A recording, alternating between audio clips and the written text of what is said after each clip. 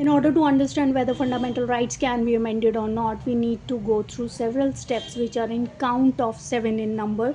The first one is what is ninth schedule, its role, its importance, how and why it was created. The second step is in regard to first amendment which was done in 1951, which added article 331A and 31B to part 3 of the constitution, which is related to the fundamental rights, which became the root cause of the history behind the question whether fundamental rights can be amended or not.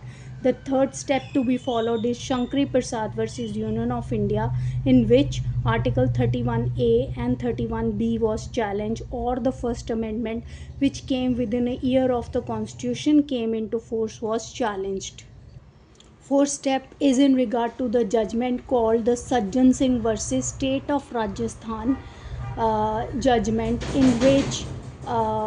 which approved of the judgment held in Shankari Prasad case. The fifth step is Golaknath versus State of Punjab, in which 17th Amendment was challenged, which inserted some state acts in the ninth schedule. Then came the 24th Amendment. This amendment came in order to supersede the judgment held in Golaknath versus State of Punjab.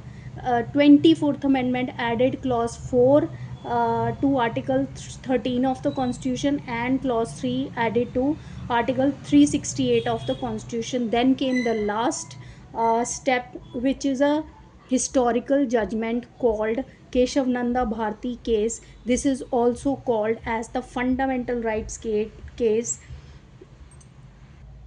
in which 24th Amendment was challenged.